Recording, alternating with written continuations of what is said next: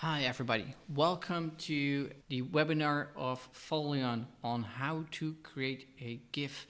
We first want to show you some examples on the actual GIF results.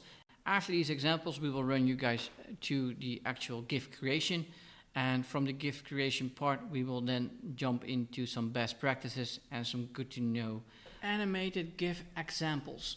We have 4 different ones that we're going to touch based on animated backgrounds, infographics, icons and illustrations.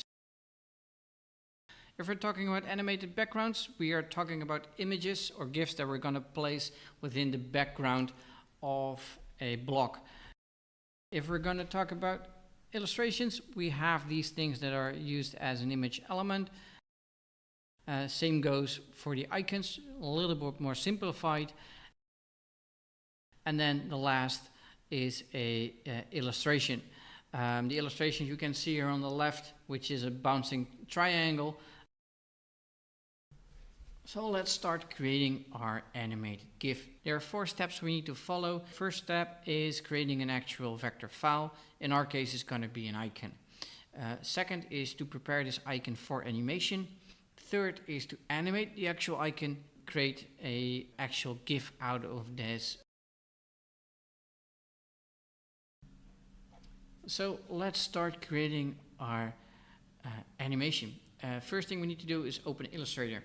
I already prepared a canvas that's 1000 by 1000 pixels, so we can get a head start in creating this icon.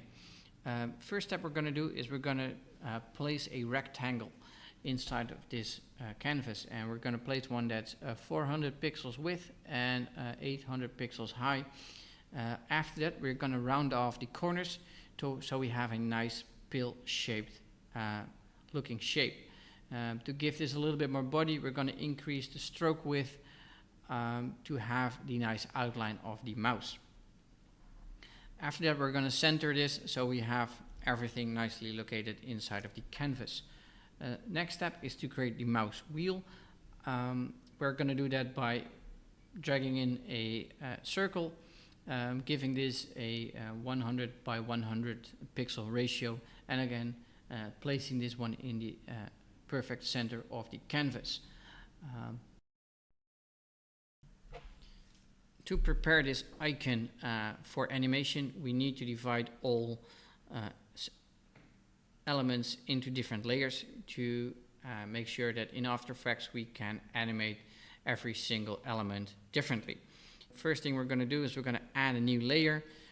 Going to give this layer a proper name, so mouse wheel in this case, and we're also going to rename the original layer, layer 1, into mouse outline.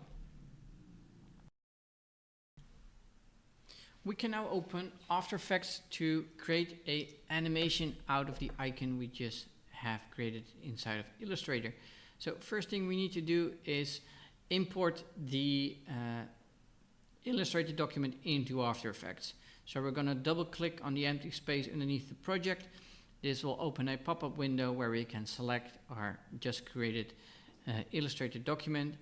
This will create a composition that we can click, and inside of this composition you will see our 2 layers that we have created in our Illustrator document, the mouse wheel and the mouse outline. It will be black, so we will not be able to see anything. So to make this more visible what we're doing, we're going to create a solid layer underneath so we have a little bit of contrast between the icon we just created and the actual background. After that we are going to create shapes out of these Illustrator layers. Why? Because then they are a vector instead of a linked connection to the actual Illustrator file. Now we want to start with creating the actual animations. We do this by selecting the mouse wheel and hitting the P on our keyboard to open the position settings.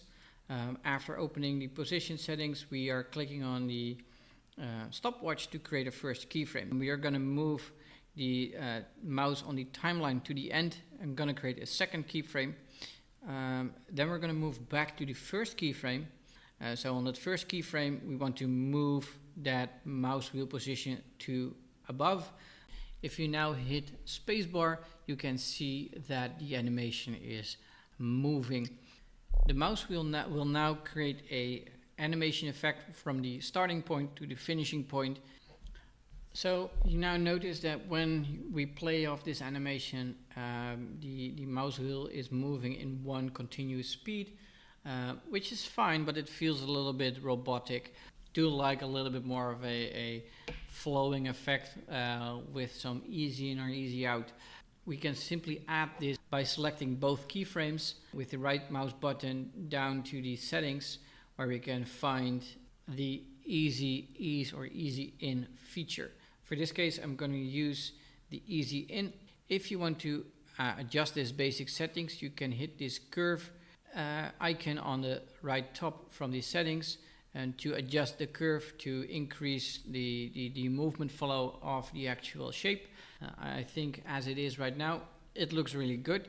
Only thing that lends me to do is make a render out of it and save it as a .mov.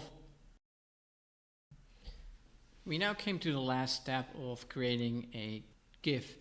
In this step, we're going to transform the .mov into a .gif. We open Photoshop. In this case, I already opened the document as well. The only thing that I need to do is open the Save for Web feature. Make sure to use the legacy one, because that one will allow you to export the actual file for GIFs. When you open this Save for Web feature, you will be brought up a pop-up window where you have a couple of things you can select. The most important one is the looping option at the right bottom, which is by default set to forever, but you can also change that one to once or twice. The only thing left to do is now save the document, give it the name you like, and start uploading it to our Foleon platform and start using it. I do have some best practices and tips for you, starting with animating the assets you use most. You're going to use them more often than once, so it adds more value if you're using or creating an animation out of something that you're going to use more than once. Solid vector shapes to animate.